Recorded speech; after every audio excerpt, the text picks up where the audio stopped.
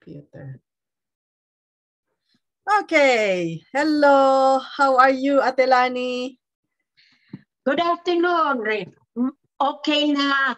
And everything is done now. I have to hold off nung aking mga messages. Pagkagising mo, dami messages. Started daw sila because the weather in Wellington is not good. I'm here in Blenheim, so the weather here is okay. Actually, it's sunny. Yeah. Kaya they were reaching out, baka daw hindi maano yung appointment nila, knowing the embassy, no? Right. Okay, so para po sa ating mga nanonood, si Ate Lani po is from Tokoroa, which is near, actually, Tokoroa, di ba po? Tama? Tokoroa? Oh. Taupo. Sorry, Taupo. So she will tell us her story about, her journey, of course, to New Zealand and her extraordinary work as the chair of the Good Heart NZPH Foundation. It's a charitable trust. But Ate Lani will sort of start with where you're currently at, and then para sa ating mga nanonood, they would know where you are here in New Zealand. So tell us a little bit more about where you are. Yes. Magandang araw or gabi sa mga viewers natin, and thank you to Matilde for having me in your show. And it is very much appreciated so that we can also inform the people about the advocacy, the rights and privileges, especially of our overseas Filipino workers. My name is Lani Larsen, and I came from the province of Bacolod City, Philippines. 42 years ago, I have my journey into the unknown. I came to live in Pakistan for a number of years because I was married to a New Zealand mechanical engineer. And my journey starts from there and started the so-called volunteering works. After our stint in Pakistan, we went home to New Zealand and we bought a house for investment purposes. And then we go again overseas, and having stayed in Turkey and traveled to different countries of the world, my eyes had opened into the privileged places and the underprivileged places. Now, we fast forward. After our stint in Turkey, I stayed for 15 years in Australia, and I stayed in Broken Hill from 1986 to 1988. Due to work commitment of my husband. And there I founded the so-called Broken Hill Filipino Association, knowing that there was no support for Filipinos over there who were once were labeled in those years, were labeled as mail-to-order brides, but they weren't. So we have to open up the eyes of Australians that not all Filipinos who are married to foreigners are mail-to-order brides. There were intelligent people coming from different academic degrees and well-known families in the Philippines, so that uplift the standard and the image of Filipino women. After our work in Bathurst, in Broken Hill, we went to Bathurst for another job. And there again, it seemed during those days that there is a lack of community support and community groups among those Filipinos who were in Australia. So in Bathurst, I founded the Central West Filipino Association with the aim to bridge the gap between the privileged Filipinos who are working in universities and in other very good paying jobs, as well as to housewife Filipinos. So we have a few cases of domestic violence there. That is the work of the Central West Filipino Association. And also we connected with the Charles Sturt University, welcoming all these international students and make them feel at home. In that token, we were granted a radio program granted by ABC Radio and trained Filipinos to become radio announcers. And also on that very year, we lobbied for a multicultural worker, not only for Filipinos, because Bathurst is also multicultural community. So we were granted a 5-year worker coming from the Department of Immigration and Multicultural Affairs. So para po siyang, it's like the navigator. Yung parang ngayon, parang yun yung tumutulong sa mga migrants. In New Zealand, it's called the navigator. Ano? So it's like, so you got someone from the government to help the community. Yeah. It's like a link. I'm linking.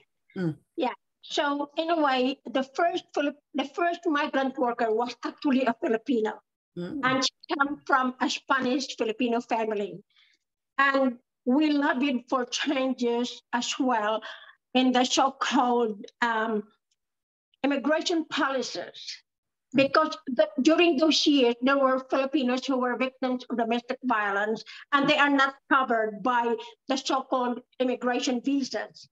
So we asked for changes that the protection visa be included as one of the specific visas for Filipinos and other migrants who are under the domestic violence situation. And that came through with a consultation for the New South Wales Consultative Committee on Women.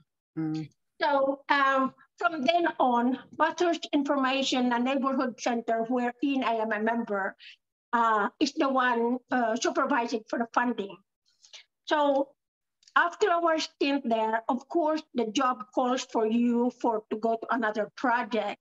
1993, I shifted to Newcastle, a big community, but the big hub is in Newcastle itself. There were a lot of Filipinos, but of course, having said that, all organization doesn't really have the so-called one structure. One will be always better than the other. So another group was formed, and it is called the Filipino Community of the Hunter Region Incorporated, and I became the secretary. And our job again is information. It's not about social. It's information. So we lobbied for funding from Canberra, from the Department of Primary Industries, and we have information session in different regions of New South Wales. And at one stage, I invited the consul to come to our function. So when you say consul, the Philippine consul. Sure. I can't remember her name, but she was married to a foreigner, and the ambassador was in a way ambassador. Actually, the ambassador, Domingo. I actually met her when I went to Australia. She invited us in Senator Flavier because they're from Baguio. They invited us to the residence anyway, so go ahead. So anyway, so ate, yung dun sa Bathurst in Newcastle, when was this? Before we go to the It was in 1988 to 1993. Okay. And in Newcastle, it was 1993 to 2006. So anyway, something, I can't remember her name, but that was the time when they were trying to promote the so-called dual citizenship. Senator Angara was there and some other senators from the Philippines, and the president at the time was President Arroyo. Arroyo. Because I can remember that there was no sincerity among these politicians when they were talking to us. So, and that is closed doors anyway. So in a way, and I said to the consul, I said, you must have to remember that New South Wales do not end in Gosford. New South Wales is still in the border of Ballina. And if you don't want to come to our functions, we are already established Filipinos. We just wanted your work to lighten up by connecting you with the grassroots community. So I was taken aback by that. But sometimes we need to tell them where they are. And I think I have already displayed that kind of attitude when I was at Victoria University. Anyway, we fast forward to that, and this big organization was so successful. We have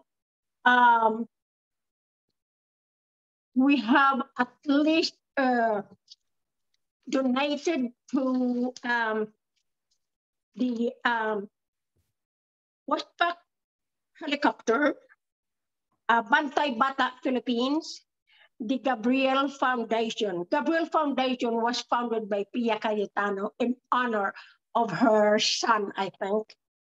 And we were invited to this parliament when there was a session, and we were welcome. Then we also went to the Pinatubo Victim School, as well as the Karanglan Women's Refuge. And that was the most admirable place that I have ever seen.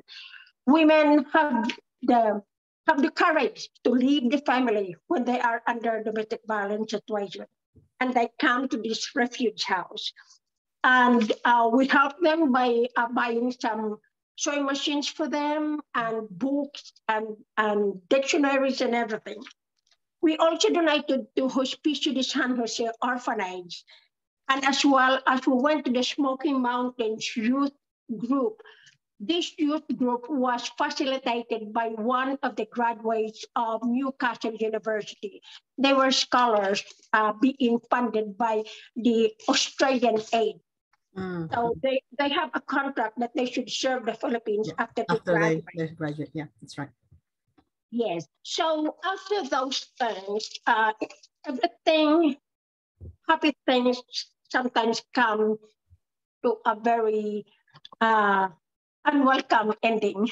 So all those happy things in Australia has to end when my husband was diagnosed with cancer. And we came home to New Zealand in 2006. But we were privileged enough that in 1999, we bought a business here. And so I started the so-called entrepreneurship. I'm an entrepreneur, and a cook, and a chef, and a dishwasher. And the business was flourishing, was very good. But of course, cancer is a very unpredictable disease. 1 year you might be okay, you're on top of the world. And the next year you will be so down. And just that when the doctor said that you are on the recovering stage, then it comes into another part of your body. So from bowel cancer, my husband was free of that. And in 2012, this is very important, especially for people who do not go to the doctor. I discovered a lump behind his ear, and he just ignored it. And I said, go to the doctor. After about 9 months, the pain was still there. And at one stage, he has to use a walking stick. And it's not very him, you know. So I was worried. So we went to Rotorua Hospital for a biopsy. And then unfortunately, they lost the specimen of all things. So we waited again for another 6 months. And we went back to our doctor and said that we didn't have any result of what happened. So Dr. Liao, a Singaporean doctor, has requested another biopsy to be at the Waikato Hospital. So we went there, and then he had another biopsy. And after that, we went home. Just after 2 days, I think we got a call saying that we have to go back. So Taupo and Waikato is about a couple of hours, 2 hours and a half drive. So we sat down there, and the doctor, the radiologist, said that he has lymph cancer. So we just look at each other. We didn't realize that the cancer has come back. So we were given the time frame for treatment. And they said 8 weeks of radiation, 8 weeks of chemotherapy. And I thought the chemo will be first and the radiation later. It did not happen that way. He had to have a chemo, and then another day he has to be on a radiation. So, meaning that he has this mask like Hannibal, and it has to be covered. Ate Lani, so I will cut you short. I know that is a good warning for our kababayan to do that check. But now, no, so fast forward to when you came back because of the cancer. What happened to your husband? No, and I know that when you came back, so you came back. When did you come back to New Zealand to sort of? In 2000, we came back to New Zealand in 2006. 2006. So 2006, and I know that you have been very active. I see you, parang ang tawag po sa iyo ay nanay o sa tita ng lahat, no? Dito sa tita ng lahat, tita ng lahat. I'm really interested in your story.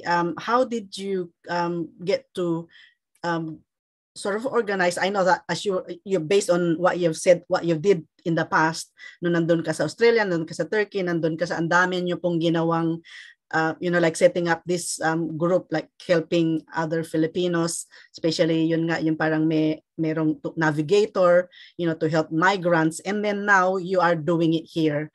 And I am interested in sort of unpacking what was your driver, and again, like how did it all start?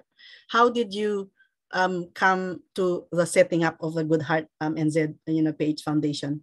That would be good for our viewers to know. Yeah, actually, after those mornings and losses, I was just like a blind duck. I don't know what to do. And I came across Pinoy in New Zealand group page, and I became a member. So I started to read all the posts, and there was a post about someone in Christchurch who could not claim his insurance because the insurance policy was not worded accordingly. So I wrote to this person. I said, no, it shouldn't be. I said, and I don't want to mention the insurance name, but I said, if you want to, give me the name of the contact person and I will talk to that person. And at the same token, I also messaged the ambassador because I have met him before, and we were chatting at a private chat. So after that, I called the insurance advisor of this particular person, and the ambassador also mediated on that. So eventually, about a few days later, we received a message from the person that his insurance advisor is now processing his claim.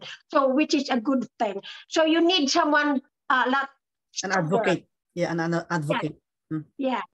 So after that, I go through all these things, and that started with so-called, I didn't even realize that I was advocating because I just went and answered those things. I think the inner instinct is guiding, and I didn't even realize I was doing that. And then the last show came when I read about the accident, the Filipinos who met an accident at the train station in Tauranga. And so I started the so-called comment in there, and all of a sudden there is a group chat created, and so I said, oh, we should do this, I said, Peter, they're only a week here, and who will be helping them?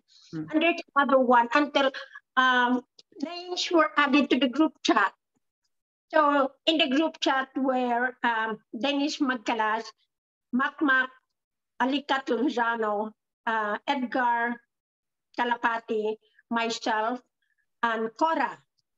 So we formed the chat group, just an informal group, okay, and we make some recommendations that, and we didn't even realize that we were doing that. We're just just trying to help. Mm-hmm.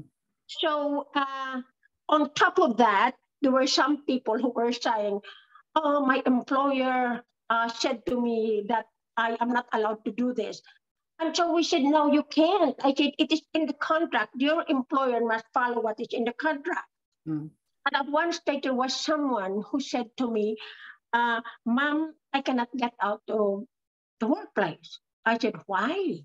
"Because my boss took my phone." I said, "No, you must have to tell him your phone is your private personal thing." And the boss saw my name, that I was the one telling him. So, and I asked the person, I said, "Okay, is this the boss?" And I rang him up and I said to him, "If you don't return the phone," I said, "I can trace the phone and I will tell the police you are keeping him hostage." It was a bluff that also worked. Mm. So he returned the phone, and I said to him, "Look, I will give you a certain person," I said, "and you will talk to that person." So that person was Alice Lozano. I said, "Talk to him." Mm. So anyway, because of this insurance thing, and it also these employer, what we call the employer exploitation, and also the pastoral exploitation. We had the so-called forum. The first forum was actually focused in insurance at the Kauri Academy. We invited all insurers, and you can see that they were keen to be a part of it. I think some were thinking, maybe no prospect, but they didn't realize that we are actually asking them for reforms. And actually, it was also good to see Romy Odanga there. He was there as well. And he was also helping us. And so that insurance forum was also the launching time for Good Heart. So we call ourselves Good Heart because we have a heart as big and as fluffy as the balloon. So anyway, I introduced them to the group, and we decided that we will have the ambassador as probably. I asked the ambassador whether he wanted to become like a patron or like a so-called advisor or whatever. But of course, we don't need advisors because we can function on our own. And so that started the formal advocacy. So having said that, we go back again to the victims of this accident. So the families in the Philippines were left with nothing. And of course, who would ever know that there were only 1 week in New Zealand and then the income is gone? Then, I don't think the employers, Southern Cross Horticulture, were very good because they, on the first stages, they were supportive, but they could not support the families for life. They could never do it. So we decided to find something else. We had fundraising as well, but that money is not enough for the family for a lifetime. And we researched about the ACC. And for the first time ever, I didn't realize that they can also be beneficiary to that. So researching more, no one had ever made this a reality. The Persians were in the Philippines, and the application is in New Zealand, and then the bank has to be opened in New Zealand. Mm. But I think with much faith and hard work, we did that all. And kudos to Alice. She was the one who really did everything. But we also anchored the interpreter from the bank, the interpreter from ACC, and to the beneficiaries in the Philippines. And that is one of the proudest moments of Good Heart, because these people are now receiving their benefit from New Zealand to the Philippines. Wow, that's pretty awesome. Yeah. That's a very, I think lahat po na siguro na makikinig sa atin o na manonood sa atin ngayon is something that they are now very much aware of. The ACC, for those who doesn't know, it's a universal coverage, whether here in New Zealand. So even if you're actually a tourist, pag nagkaroon ka ng aksidente, then you are actually covered. But the coverage for tourists is pretty much more yung hospitalization and things like that will be free. But this case kasi dahil workers sila, di ba? Like they're working here. So that's the reason why yung benefits nila is not just the hospitalization, but even the benefits of the pension, like pension benefits. Yeah. Awesome. Some keywords that I have talked to did not appreciate because they said it's only 1 week of work. But I said, regardless of whether you work for 3 days or you work for 30 years, that's the law in New Zealand. Yeah. And we appreciated that as well. And we look after that because it is just fair for everyone. Yeah. So in a way, the widows were very thankful for that. But we did that without asking in return. We are quite happy. We are so proud that we make the life bearable and more happy. And you can see them now at Facebook. They go to places like that, and the children, the kid was just in the mother's womb because they left the wife was pregnant, and the kid is now, I think, 3 years old. So that was a good thing. Yeah. I know, Ate, that there's so many things that you do. So a lot of forum, a lot of alam ko na parang this is already your full-time job. Kasi parang every day. So tell me about your day. Like when because you get lots of messages and things like that. So tell me about your day. Like what is your day like? An ordinary day like? Sige. My life actually is not as plain and simple as anyone. I am worse than a working person. I know. Carry the embassy here in me. I carry the immigration here in me.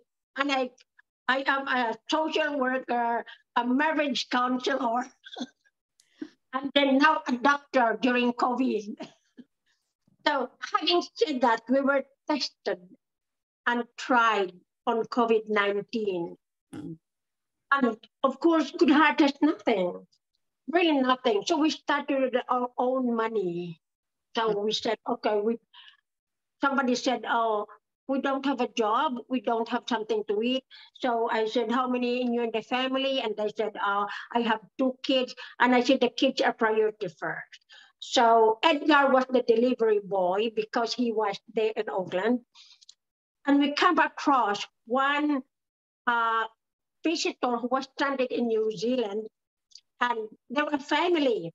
So we had no house for them. So the ambassador reached out, anyone there, angels, and the ambassador called us Good Heart Angels, who had a spare room in Auckland. And so, in credit to Dennis, his sister was on holiday in the Philippines. So he said, oh, my sister's house is vacant and they can use the car as well. Wow. So anyway, I said, Edgar, it's a family. And he was in the South Island. So he rang one of the PTS boys in Auckland to send the A car. to the family. So there you are, all the groceries, and the other one has diabetes. Oh my God! So we have to search for the chemist for her for the insulin. I said, I just want like, I'm going from one place to the other. So after that, they stayed for a long time. Then we had also visitors stranded of all places in Fiji. And the lady was from Hawke's Bay, and her mother was with her in Fiji.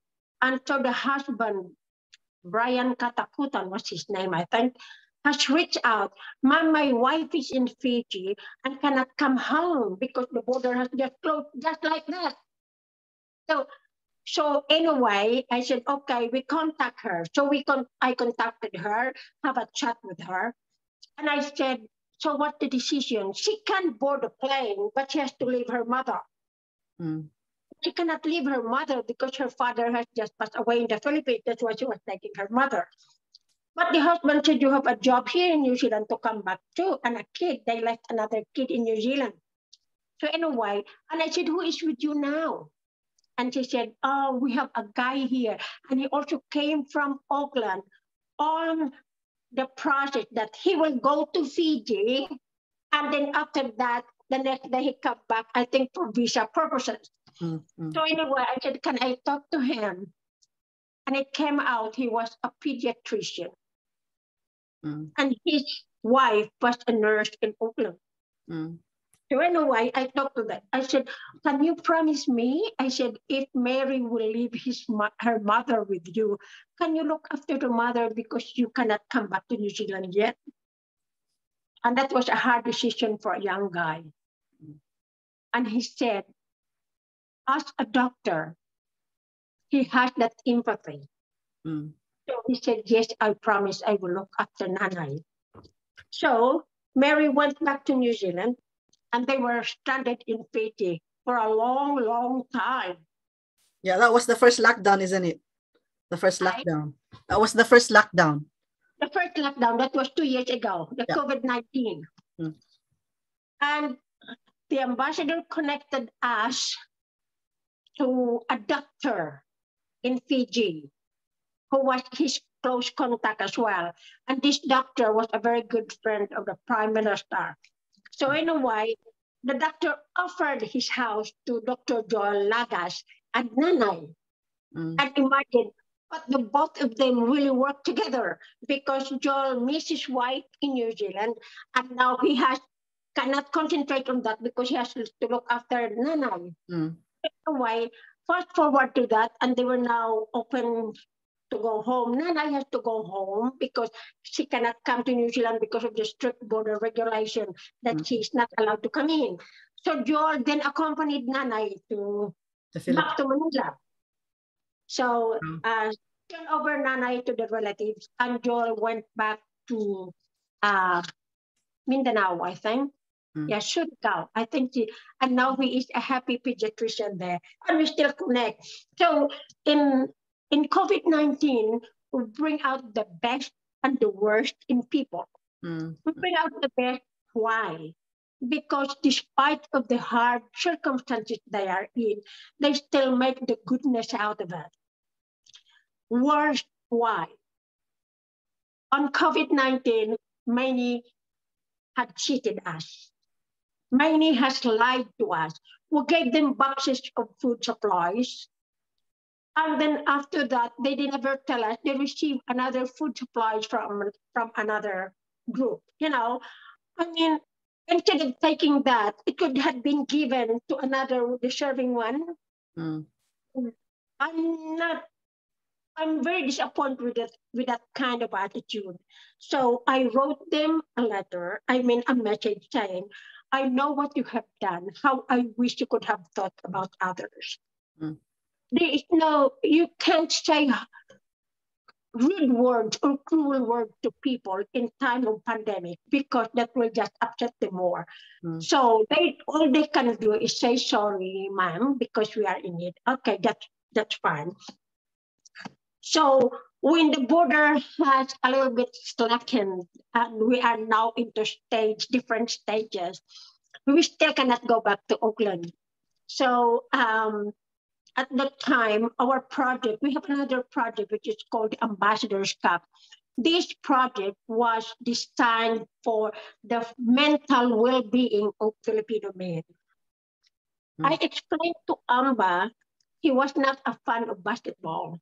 And I said to him, Amba, you have to remember, the Filipino men have families, and because they don't have a family, on their spare time, what are they going to do? One, they drink. And when they drink, they go out. That's drink driving. Third, I said they found someone else to give them the comfort, and that break the families. It's very common, I said. So in a way, I said, this is another part, I said, a sports group that will be useful for Filipino men and also women because they accompany their husband. So there is now a close bonding between husband and wife. And that was a good thing. Although Good Heart never have benefited financially from that, but in the support area, we did well in that. So we function until we get some also support for Campi in Queenstown because they too were having problems with that. That is when, that was the first lockdown, when I wrote to this guy, because someone actually messaged me and he said to me, ma'am, this person has been receiving so many vouchers. And I said, how come? So this was the person that was been in the news. Yeah, that was in the news. Yeah. So I wrote to this person and I tell the person, I said, in New Zealand, lying is not a good thing. You will be caught. And that is the worst thing that you ever do is lie. So he said to me, mind your own business. And I said, but I said, all the Filipinos, I said, will be involved in that because you're a Filipino. One Filipino will do something bad and the rest of us will be bad. And we were trying to protect the image of the Filipinos here. I said, I have lived here for quite a long time. And I said, I have never blemished that record.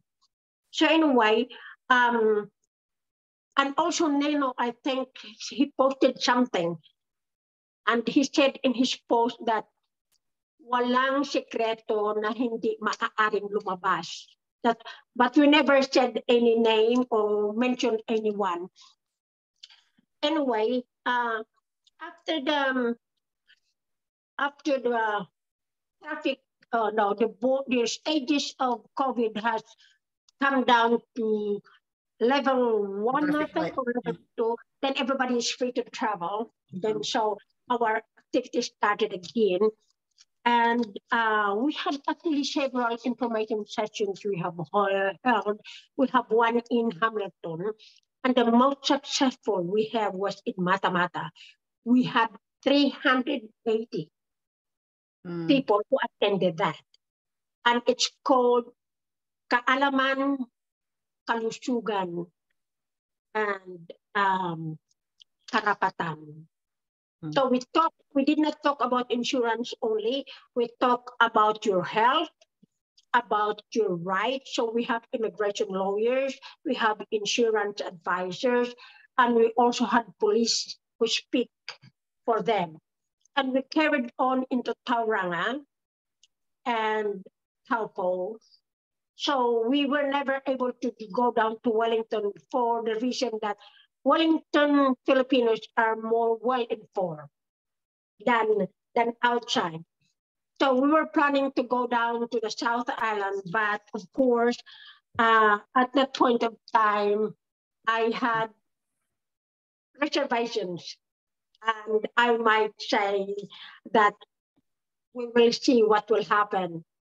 Instead of me taking that invitation, I think it was Labat who went over to the function. I think it is the Filipinos Lenim or Marlboro with Rodel. So I said to Rodel, I cannot come. I said, but you can invite someone else. And the ambassador didn't come too. So, well, you know, we can't afford to be in all places all the time.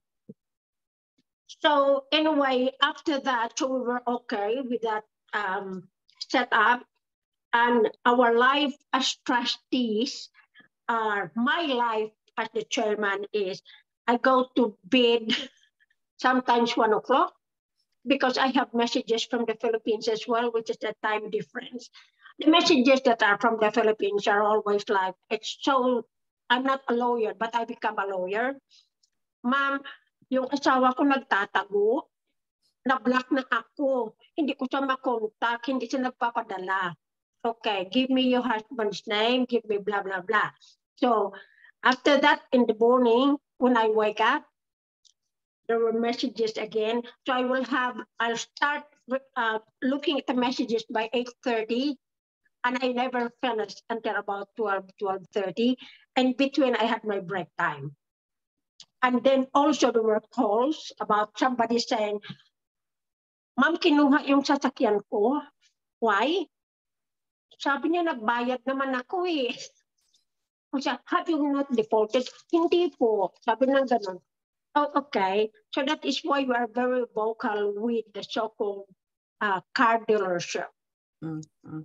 I have to accompany 2 people to go to the car dealer and exactly read the contract.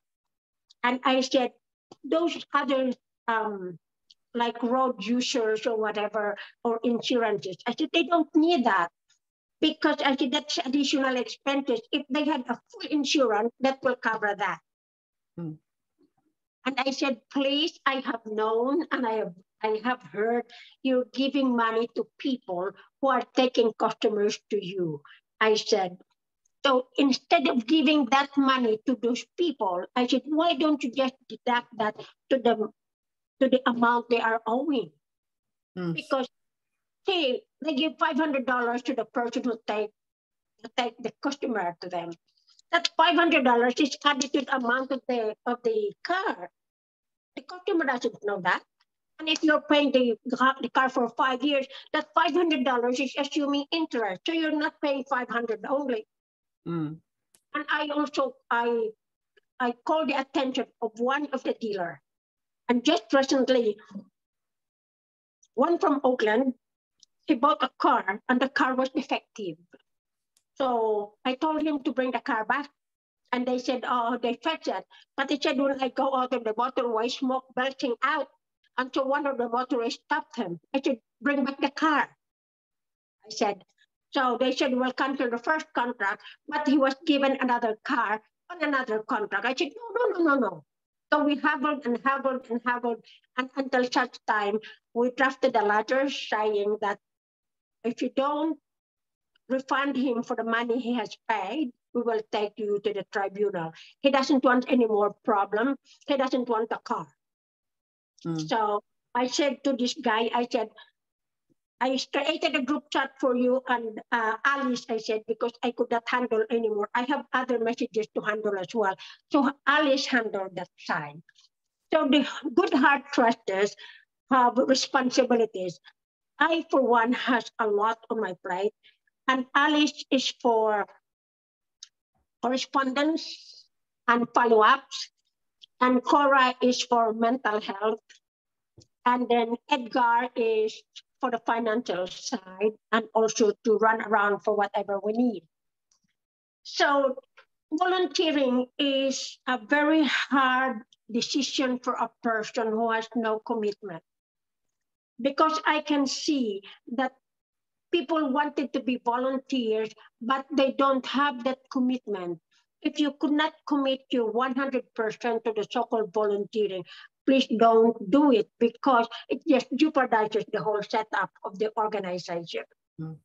So I understand that some of the trustees had jobs. So I do assume the responsibilities first. And then when it is just enough for them to get on, then I said, this is now what you have to do. And that's the one that we have.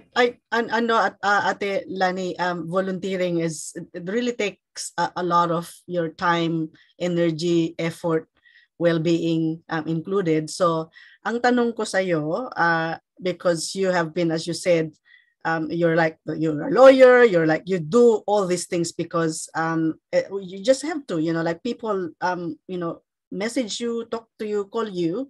How do you make sure that your well-being is being taken care of as well? I think that's my question, because it's no, I think, diba sabi nga nila, I think you should be, to yourself, you should also be good to yourself first. Like you have to take care of yourself first before you take care of others. And I think, for those who have been doing a lot of volunteering in their lives, a lot of them will burn out. A lot of people will burn out. Yes, even if you say na marami kayong, alam mo yun, yung nandyan yung puso mo, but at the end of the day, you have to take care of yourself as well. So how do you do that? Or do you even do it? Yes, I think there is a point sometimes that you get burned out. Honestly, you do. And I think, as I said, the strongest person, a strong woman, may fall, may trip, but they look around, dust themselves, and carry on. There are so many trials that no one would believe it, that even though that I can smile, but I have a lot of garbage too, But I think my motto is don't give up. Don't give up. Sometimes in my moment, wherein I cannot carry the burden on my shoulders, I go to the cemetery and talk to my husband, and I cry my heart out there. And I probably would think if he is alive, he will say, get up, you woman. Yeah, my husband is that way. I'll get up, you woman. And sometimes I go for a drive.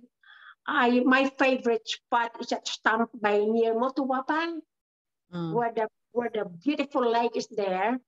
And I just stare at the water and think to myself how gifted I am, despite all the trials and hardships.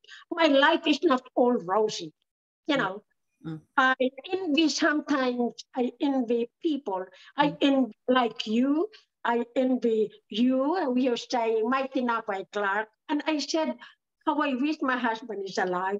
I envy this kind of loving relationship of husband and wife. And I always say to all my friends, Filipinos and non-Filipinos alike, you have to value every minute with your husband, because the moment will come that he is gone, then time cannot come back. Because I always say that, how I wish I can turn back the clock. Yeah. So, but in our hardship, sometimes we need to have faith in ourselves. Tiwala lang. Tiwalaan mo yung sarili mo. You tell yourself, I can do this. And always remember that with prayers, everything will come to a very good result. Pray lang tayo. Yun lang. With everything is just impossible. Right. One turns to prayer. So maybe my last two questions before we end. So the second to the last is why. So there's so many organizations in New Zealand and Filipino organizations, many different sort of areas. Why did you decide to focus on the overseas Filipinos? Overseas Filipino workers? That's a very good question, because many people have been asking that. Why OFW? It's a simple reason that when we get out to the Philippines, we go on our own. We are alone. We have no families. And I have experienced that. I took myself to the hospital to have my baby. No one was with me. I don't want these Filipinos who are traveling now to experience the same experience that I have, being lonely, no one to talk to. It took me 5 years to meet another Filipino in Pakistan. So the love for your country, the love of your cultural roots from where you come from is still there. No matter how rich you are now in the country where you are, or how happy is your life, but you still long for the so-called Philippines. So I wanted to bring that positive image. My aim in life is I would like to see all Filipinos be very successful in their chosen field, in their country that choose they live. Yun lang. Pagka sinabi mo, ipagmalaki mo ang pagka-Pilipino mo, hindi lamang para sa iyo yun, para sa lahat yun, di ba? I'm quite happy to see successful people like you, like other business people there. I'm very happy for them because you are bringing up the Philippines. At yan lang ang maiganti natin sa bayan natin, di ba? Na ipagmalaki mo ang bayan mo by having that time for you to shine in your own field. It's a big honor. Beautiful. Beautiful words. Beautiful words. So my last question is, what would be your message, to our overseas Filipinos out there? And equally, what would be your message to those who are already established, Filipinos here in New Zealand? So when I say out there here in New Zealand, yung OFWs, ano yung message mo sa kanila? And then ano yung message mo sa mga, mga Pilipino na nandito ngayon sa New Zealand na who have, I guess, established themselves? So give you the floor. For Filipinos who are planning to come to New Zealand, ang masabi ko lang, New Zealand is a land of paradise. It's a beautiful place if you can adapt to it. Life is beautiful here. Although we love the Philippines, but if you have a family, New Zealand is a secure, family-oriented place.